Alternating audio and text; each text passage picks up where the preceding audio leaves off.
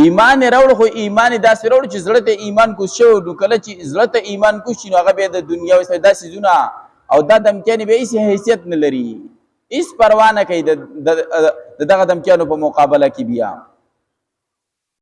او چې کله ایمان زړه کې نه نو معمولی د دنیا لالچ وغیره سره چې دی وخیږي.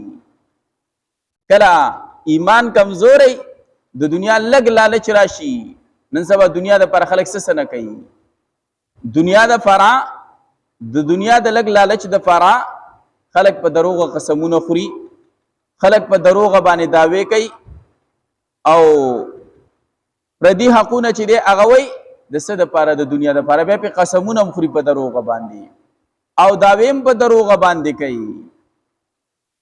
نو داسې چې دا ایمان زړه کې چې دی مضبوط نه دی، ایمان نه دی. چې ایمان مضبوط نو د دنیا دغه لالچ بیا څوک نشي دوکه کولی، د دنیا مال اسباب متاع بیا څوک نشي دوکه کولی.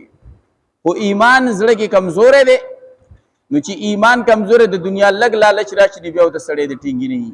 پردي حق والو ته بیا چې دی تیاري، پردي پوله پردي حق او دغه رنګې په دروغه باندې چې دی قسمونه د هر څه ته بیا چې دی اسم نه ښکاري که ایمان کمزوری دی. خو د دغه کسانو د سایرن په دې زړونو کې ایمان مضبوط شوی و نو هغه ورته هغه وله جواب ویل کله فرعون دا دمکي ورکړله وی ستا دا دمکیانې هېڅ حیثیت نه لري، که ته هر څومره موږ له دمکیانې راکړې موږ ورته تاله ترجیح نه درکوو. هغه څه مقابله کې چې زموږ د رب د طرف نه موږ ته راغلي دي، واضح او ښکاره ښکاره دلایل راغلي دي او هغه ذات چې موږ یې پیدا کړي وو نو د هغه په مقابله کې موږ تاله چې دی ترجیح نشو درکولی. ته چې څه کې هغه وکړه، څه فیصله تا کړي هغه وکړه، خیر دی، هېڅ پروا نشته. خو ګوره ترجیح نه درکو، خبره دې نه منو. او ویل اخري دا چې مړه ویل ته به زموږ سره څه وکړي؟